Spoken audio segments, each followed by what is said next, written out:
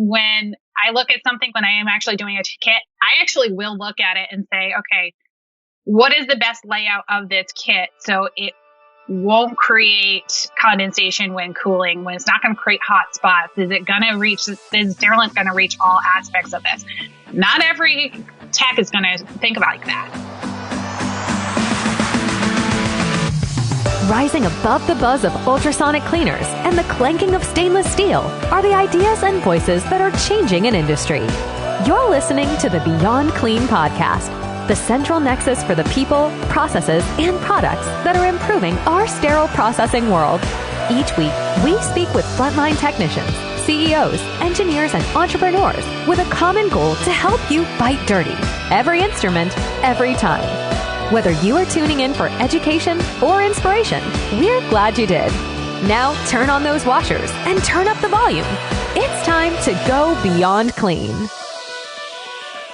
This week on Beyond Clean, we speak with Valerie Lake, MST medical supply technician at an undisclosed location in New England. And we're going to be talking to her about quality assurance, and in particular, the quality assurance technician role and responsibility in our departments. It's going to be a great little conversation on the practical side and the philosophical side. Bobby, why would you listen to this? If you saw this kind of come across social media, what would kind of catch your attention to say, I want to learn more about that?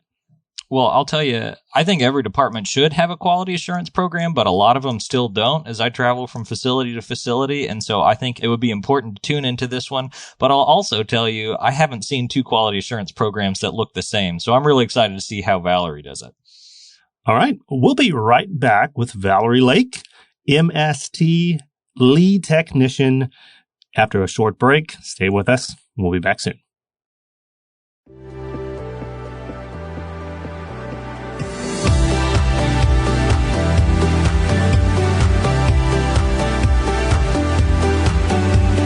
I'm Justin Poulin. And I'm Hank Balch. From 17 Studios, you're listening to Beyond Clean, the global voice of sterile processing. All right, welcome to this episode of Beyond Clean, kicking off season 18. Bobby, can you believe that we made it to season 18? Yep, it's been a long time coming, Hank, and we've got a great one to get rolling today. Quality assurance is one of my favorite topics. It's going to be a lot of fun. So Valerie Lake is joining us on the show. Valerie, welcome to Beyond Clean podcast. Not your first foray into the Beyond Clean space, but it's good to have you back again. Yes, thank you for having me back. Now, your title is Lead MST, so Medical Supply Technician, and you are broadcasting from an undisclosed location in New England somewhere, government facility. So we're going to keep it real hush-hush, like true government style. But we appreciate you joining us today. So what do you do on a daily basis as a medical supply technician? Sure. Just like any other person in SPS, we go through and we reprocess RMD, reusable medical devices. At our particular facility, we have 4 ORs that we service, and we also have clinics throughout the facility that we also provide RMD to as well. So we're constantly providing or doing pickups for them, drop-offs. We have a full running GI clinic that we are servicing. So we're, even in the slow times, we're still pretty steady and busy. I know we're going to be talking about quality assurance in this episode, but before we get to that, just because I have you and we're throwing out acronyms here, what is your preference? There's kind of a debate and conversation in the industry about what we call ourselves. Are we SPS? You kind of threw that out there. Are we SPD, or are we MDR if you're Canadian? Are we CSSD if you're international? Where do you land on all that? I personally would say to lean more sort of towards the side of whatever the certification that you fall under would go. So for like, if you're going under HISPA or if you're going under CPSPD, this is similar. They're both under the sterile processing and distribution. So SPD is more or less the same lines. So I would say that would be where I would call ourselves or our facility, because it encompasses the title or the job itself. The current title that we're working under at the VA, it encompasses a full job of what we used to do by providing the soft goods, the disposables, when, as many people know, that has now separated. A lot of facilities no longer do that. They have their own medical sterile supply team. We refer to it as logistics.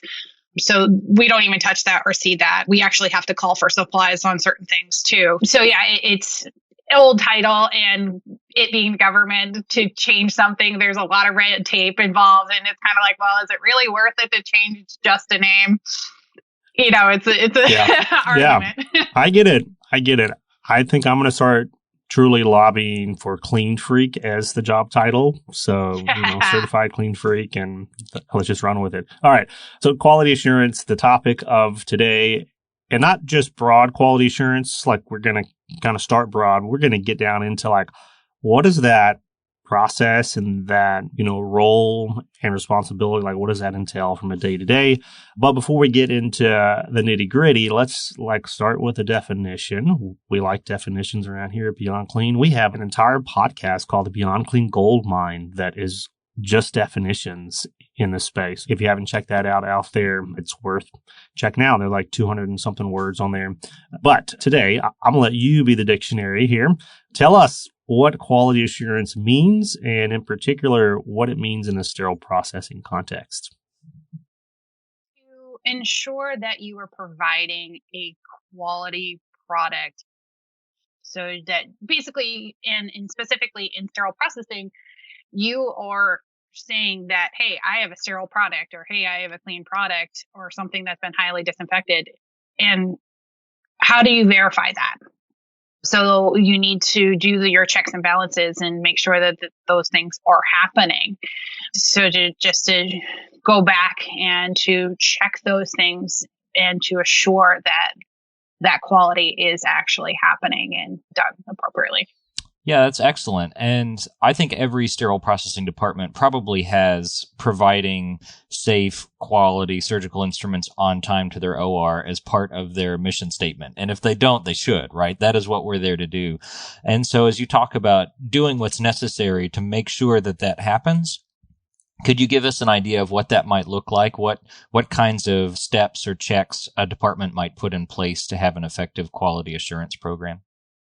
Absolutely. If it's the first time that a department is ever looking at this, a good place to start is definitely AAMI ST90. It is the guidelines for that specifically for quality assurance and how to set that program up. But essentially, you got to define what your standards are, and then dial it back from there. So establish what your standards are, and then make checkpoints against those standards. So for instance, a kit. So you have a sterilized kit, and it's supposed to have certain things. It's supposed to be laid out a certain way. So you take a sterilized kit, you open it up, you make sure that all those boxes are checked, for instance.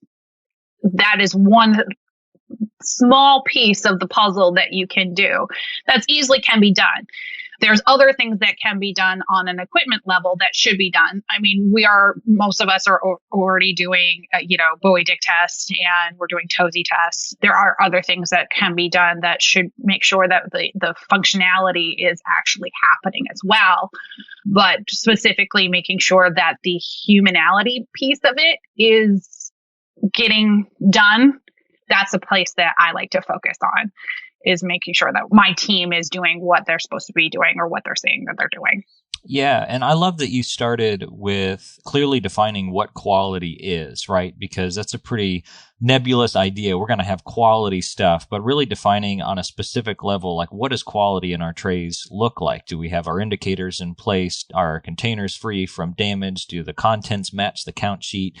And setting those expectations for what technicians are doing. And then you said you might have somebody go and do tray audits to check through those trays to make sure that we're meeting those quality standards. So in your department or any other department, who would typically be the one to do those quality checks?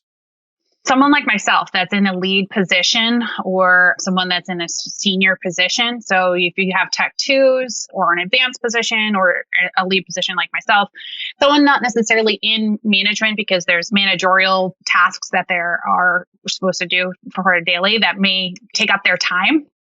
So they may not be able to get to it. That the leads and the more advanced techs to do those types of things.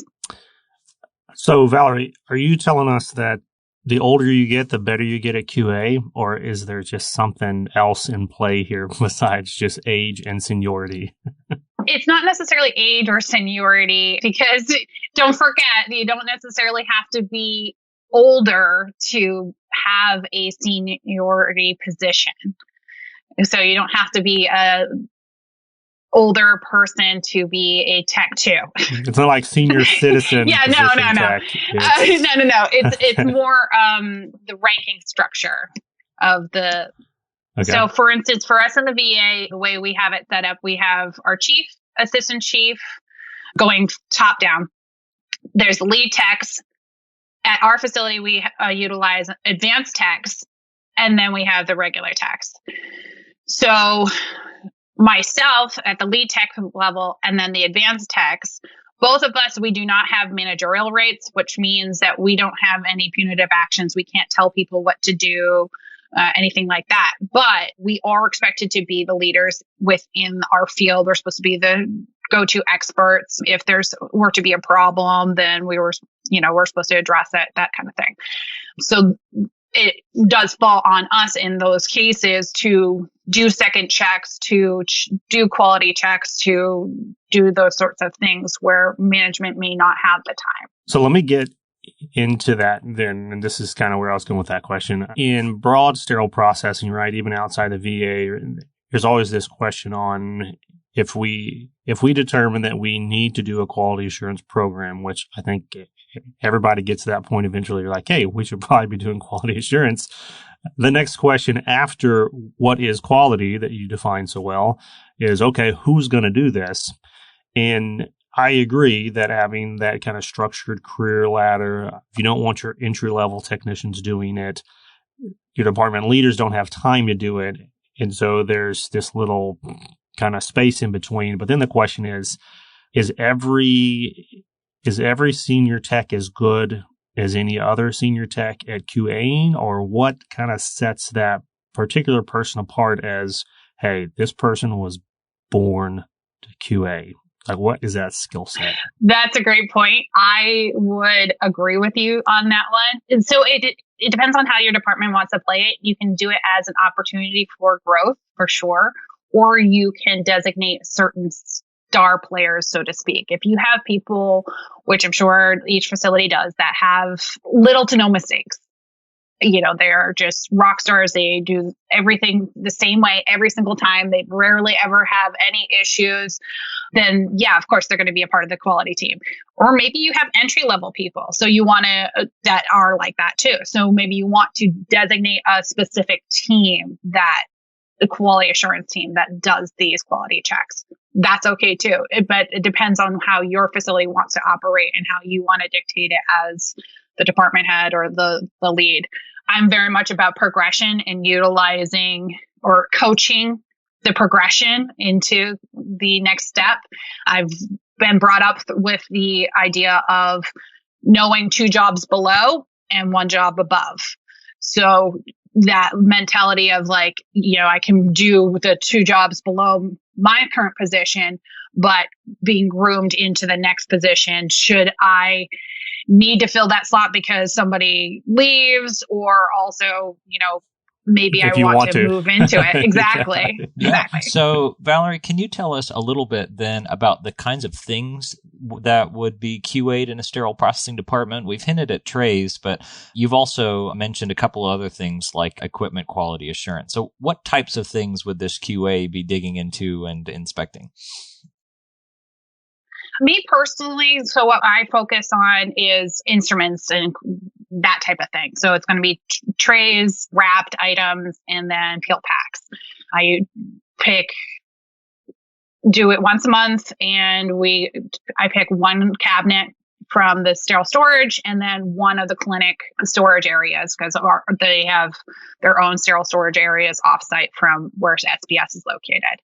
And then I just pull them apart and I just go through the checklist of everything it's supposed to have. Other things that should be checked, for instance, we're getting new ultrasonics. The ultrasonic that we're getting is going to have lumens. That there are certain tests that it's very similar to the TOSY test, but you hitch it up to the lumen to ensure that the lumen is working properly and eliminating any bioburden. It should be added a part of your TOSY test. It kind of is simplistic in that. So another thing that we do too is resi tests. Those can be done on a regular basis too. It's a residual swab that tests for proteins that you can test instrumentation as it comes out of the washer, out of a clean state, to make sure that it's been cleaned properly. Scopes is another one. We do it 100% at our facility, where we are running a swab through after going through all the manual cleaning. We run a swab through the lumen and test it with a certain vial and to ensure that, again, it's been cleaned properly and there's no residual proteins prior to putting it into the AAR.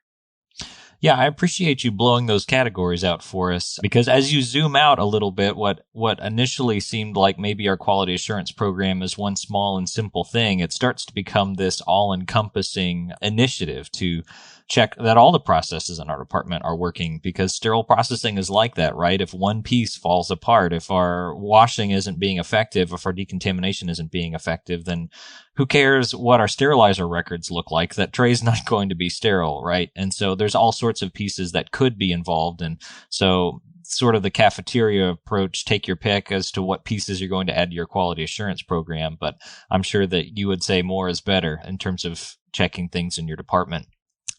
You mentioned some of these tests that need to be read and documented, similar to your lumen check and the resi test in the department, and I'm sure even your tray audits.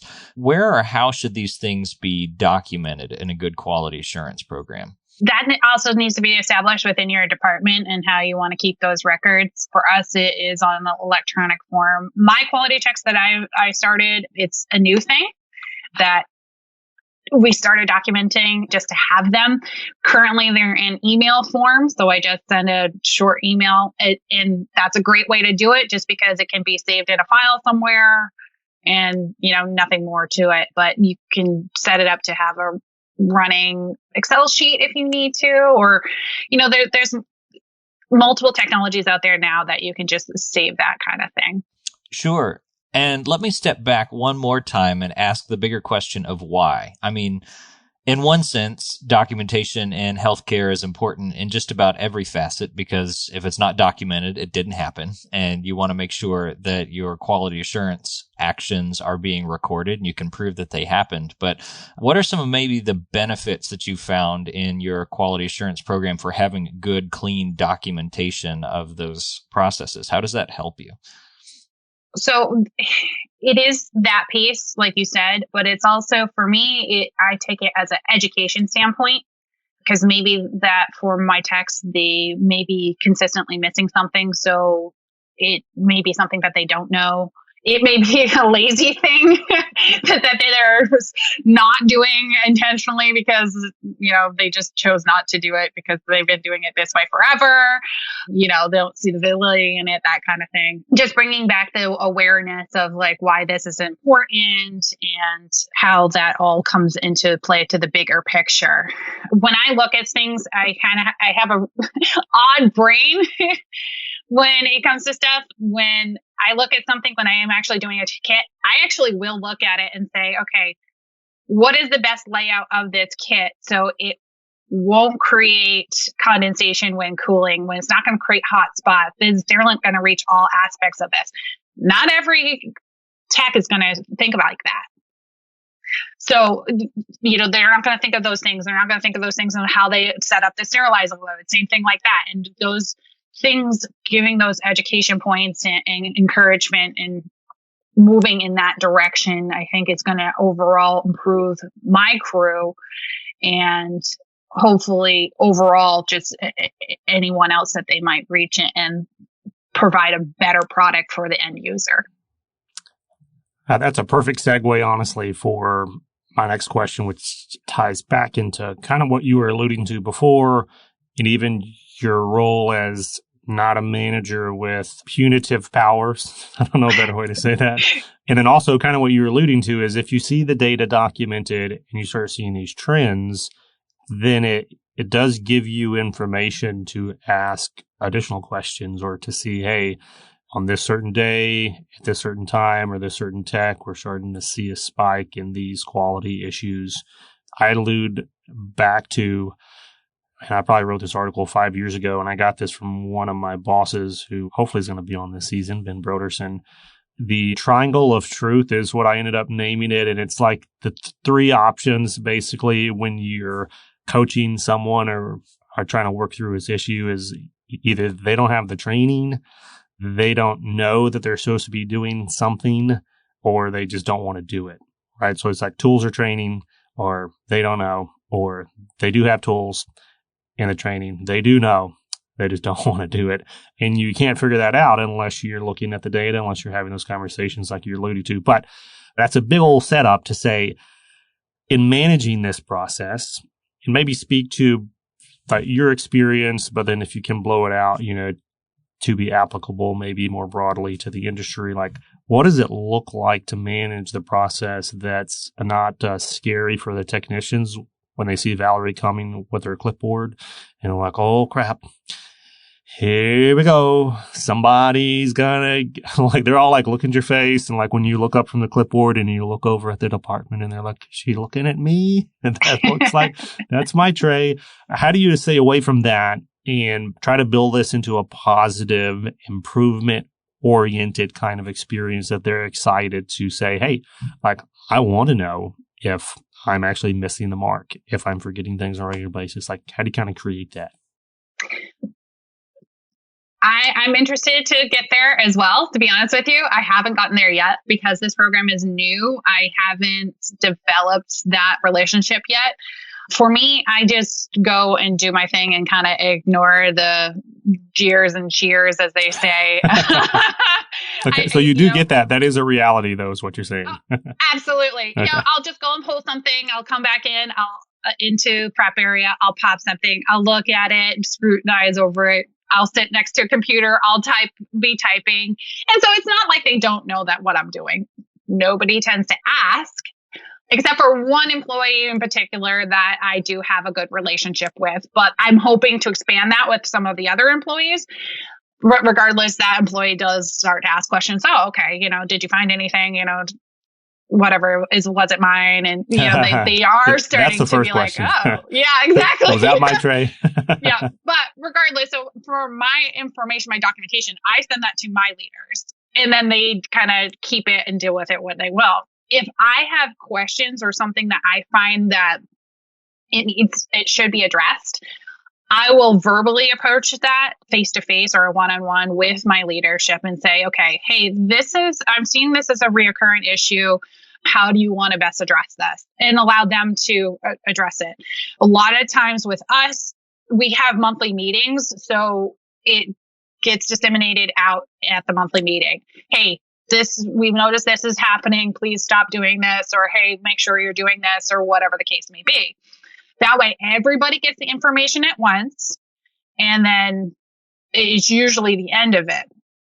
So going back after everybody has that information, and you notice that somebody had gone against what had just been asked of everybody to do, you approach them in an inquisitive manner, not an punitive manner, and just say, hey, I noticed that you did this. Did you have questions about it? Do you need help? Do you need resources? Versus, hey, you didn't do this and I told you to do this, and honey versus vinegar, right? So engage them and bring them in with asking questions, getting them to ask questions back, getting them to think more critically is going to help them personally. It's going to improve them as a tech. And then you're not going to have to be as much of a micromanager as you might have been in the past. And you may get interesting answers out of those questions, right? Like, I know recently in one of the conferences I presented at, I did a session on the importance of getting your backup inventory all fixed and correct. And a big part of that is if you are getting inappropriate substitutions in your trays or incorrect, I don't know, like replacements, I guess, from missing instruments, it could be tempting as a leader or like QA'er to come in and be like, hey, why do you keep on putting in the wrong scissors? Well, and their answer may be, because every time I go to backup inventory, it's a freaking disaster. It's like a bomb went off and I cannot find the right scissor. And I've been back there an hour. So thank you for asking, but please do what you can to fix the backup inventory so I can do my job. You might get that answer. So it's important to ask that question. So I want to throw this over to Bobby, though, real quick, because Bobby, in your sterile processing management experience, I know you've had a couple of QA technicians and programs. Is there anything else that you would add to what Valerie said on just to manage that process well, that it's not punitive, but it is kind of encouraging? Yeah, I don't know that you're ever fully going to escape that depending on the culture that you have going on in your department. But one thing I do want to add, it's easy to fall into the trap of only looking for and only documenting the failures and only having conversations regarding to the failures. And I would just encourage all of our departments out there who have quality assurance programs to document and celebrate the ones that have been QA'd and were perfect, and have the one-on-one sit down with the supervisor in the office to go over that their tray was QA'd and it was perfect, and have a 30-second praise session with that technician about thanking them for their quality, so that every time they do have that one-on-one about working through a potential opportunity for improvement, they've already had 5 of those where their tray was excellent and they were thanked for doing an excellent job. And I think that can go a long way in terms of building trust and taking some of the anxiety out of that conversation of, hey, can I talk to you in the office about a tray we just QA'd? I love that. That's a great word. I love that too. I think there would be a great opportunity too if you're trying to, let's say that you want that to be the model. See if they're willing to teach everybody, this is how I do it.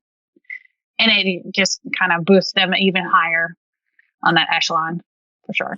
I got a quick question here. This kind of is a throwback to a previous episode that we did with Gordon Allen out of the UK on corrective actions. And so to know, like here we're talking broadly about quality assurance, there's a corrective action piece involved. But this actually comes from an experience that I had with the VA and just some consulting conversations. And y'all take errors pretty serious. And I'm kind of curious to get your perspective because, errors are serious, right? Let's not kid ourselves. This is not a preference to have like a pretty looking tray. It's, hey, if we get something wrong here, it could seriously impact up to and including the death of a patient, right? So it is what it is. How do we walk that line of we got to get these trays safe? Like not an option, not a preference. It's our job to get them safe every tray, every time. But we're humans. We are going to make mistakes and there's going to be growth. You're going to get better over time as a new technician all the way into that experienced technician. So how do you kind of balance that while not, pretending that the errors are not big, but also not like kind of you screw up once and see you later? Yeah, it's definitely a delicate balance, but I think one of the things that we have in our favor is competencies. We heavily follow, so we have our own directive within SPS that is a national directive that we go off of that is built directly from ST91 and ST79. And then from there, we also incorporate the IFUs to develop SOPs. These SOPs specifically tell you how to wash an instrument. We've all washed instruments, but I literally have an SOP that tells me how to wash stainless steel. Yeah, you guys like your SOPs. It seems ridiculous. God love you, but you like your SOPs. But it seems kind of silly. But when it comes to the more serious stuff, when it comes to like a duodenum scope. Mm-hmm, mm-hmm. You know, I maybe see it like once a year. I'm not going to remember. So the beauty part is, especially with the technology today, is it's all saved electronically. So these guys can access not only the IFUs, but the competencies at any time. So if they do have a question, not only can they ask their peers, they can ask their leads, but they can look it up themselves and just follow everything step by step based off of the SOP. So a lot of times if there is a mistake, it's a genuine mistake. And it's like, oh yeah, I totally forgot to do that. Just so sorry, I won't do it again. And it's just a more of encouragement. Yeah. Hey, the resources are there. Don't forget to ask out, and usually it's a non-issue for us. But in other areas, other facilities that I've worked with, which are private practice, those don't exist. So it's hard to really be like, well, you did this wrong and because the process isn't clear. Yeah, that's what we were just talking about earlier, is like, if you don't have the tools and training, can you really hold them accountable? And that goes into exactly what you're saying. Yeah. Exactly. So, I mean, that becomes a larger issue, right?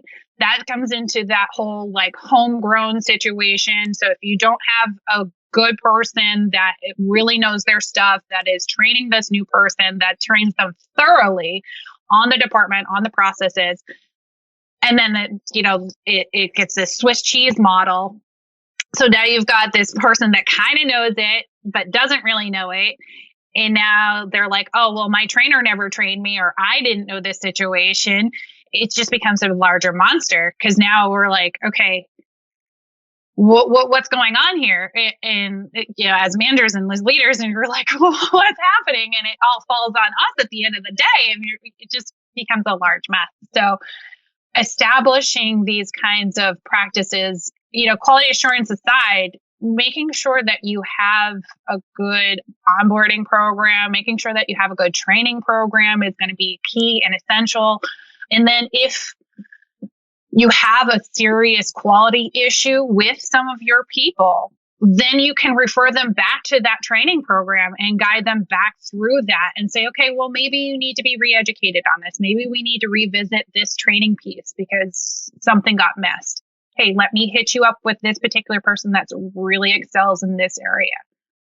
There's nothing wrong with that. Yeah, that's really helpful. And it's good to remember that technicians generally don't come into work intending to make a mistake, right? And so keeping in mind that maybe they need some more training or some resources, or referring back to some of those things that we've defined, can be really helpful for correcting some of those issues. Valerie, as we draw our conversation to a close here, as we're running short on time, we have talked about a lot in terms of this gigantic topic of quality assurance, but I want to give you the opportunity to boil this down into one or two practical things that you would want our listeners to take away after this interview. Well, when it comes to quality, keep it simple. Know what your standards are for your particular department. Know what it is that you're looking for. Document, and then follow up. Well, I don't think you can get more simple than that. Valerie, thank you so much for your time and for joining us again today to share your insights on quality assurance. Thank you again, guys.